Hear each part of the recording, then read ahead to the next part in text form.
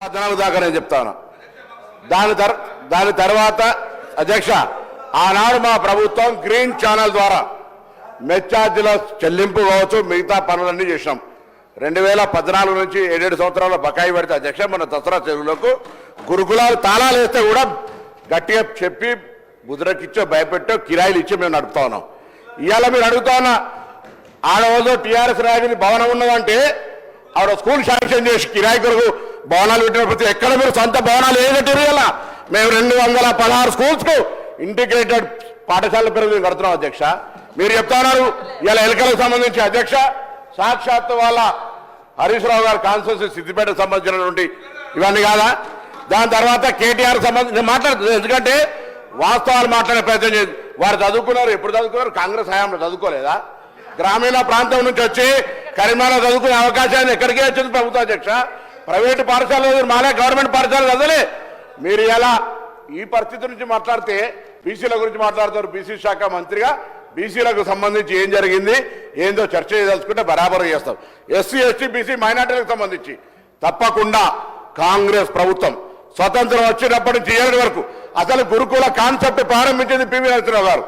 గురుకులాల concept తెచ్చి ఇవాళ ఈ రాష్ట్రంలో ఉన్నటువంటి తెలంగాణ పబ్లిక్ సర్వీస్ కమిషన్ చైర్మన్లు పాత ఆయన కావచ్చు, ఇప్పుడు ఉన్నటువంటి ఆ మహేందర్ రెడ్డి గారు కావచ్చు, బుర్ర వెంకటేశ్వర గారు కావచ్చు, ఇవాళ మన ఆర్థిక శాఖకు సంబంధించి వచ్చినటువంటి ఒక ప్రొడక్ట్ రామకృష్ణారావు గారు అందరం గవర్నమెంట్ పాఠశాల అధ్యక్ష.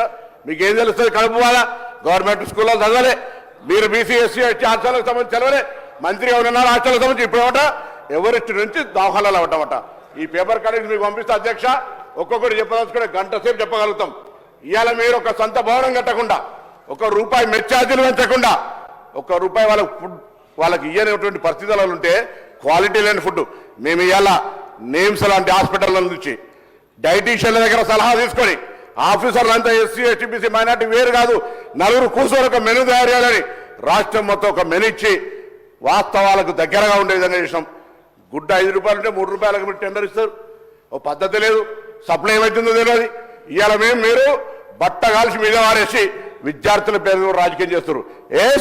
మా ప్రభుత్వాలు అడిగింది మీరు ఎప్పుడైనా మీ పార్టీ తరఫున సంబంధిత శాఖ మంత్రిగా ప్రభుత్వానికి ఈ అంశాలను సరిచేయండి, మేము చేయంగా కొన్ని మిగిలినాయి అని ఎప్పుడన్నా సూచన చేశారు అధ్యక్ష? రాజకీయం చేద్దంటారు. వారు రాజకీయం చేసుకుంటూ దీని వెనుక కుట్రకోణంగా ఉన్నటువంటి పరిస్థితి. నిన్న కూడా శాసనమండలి చర్చ జరిగింది. కొంతమంది గతంలో తిష్ట వేసుకొని కూర్చున్నటువంటి వాళ్ళు ఇలా సంస్థకు చెడ్డ పేరు చేయడం ద్వారా ప్రభుత్వానికి చెడ్డ పేరు తెచ్చేటువంటి కుట్ర జరుగుతోంది అనేటువంటి అంశాన్ని కూడా మీ ద్వారా సభ దృష్టికి తీసుకొస్తున్నాం. ఏం మాట్లాడుతూ ఉన్నారు? రాజకీయం కాదనుకుంటేనే అసలు ఏం చదువుకునే అవకాశమే లేదు. గతంలో చదువుకు సంబంధించిన ఇన్ఫ్రాస్ట్రక్చర్ క్రియేషన్, చదువుకు సంబంధించినటువంటి విద్యా హక్కు చట్టం అనేక రకాలుగా ఈరోజు మేము దేశంలో 100 మంది సీఓలు ఉన్నారంటే ఆనాటి నెహ్రూ గారి ఆలోచనకు అనుగుణంగా ఇన్ని విద్యాలయాలు ఏర్పాటు చేస్తే మీరు ఏం చేశారు చెప్పండి? ఊరికైనా మాటలు ఒక వైస్ ఛాన్సలర్ లేరే, ఒక టీచర్ రిక్రూట్మెంట్ చేయలేకపోయారు, పెద్ద పెద్ద మాటలు మాట్లాడుతూ ఉన్నారు. ఇది పరిస్థితి. దయచేసి వాస్తవాలను మాట్లాడమండి, సద్విమర్శ చేయమనండి, ప్రభుత్వం సలహా చెప్పమని తీసుకుంటాం. కానీ రాజకీయంగా మాట్లాడితే ఎవరు చూస్తూ ఊరుకోమనే మాట మనం చేస్తాం.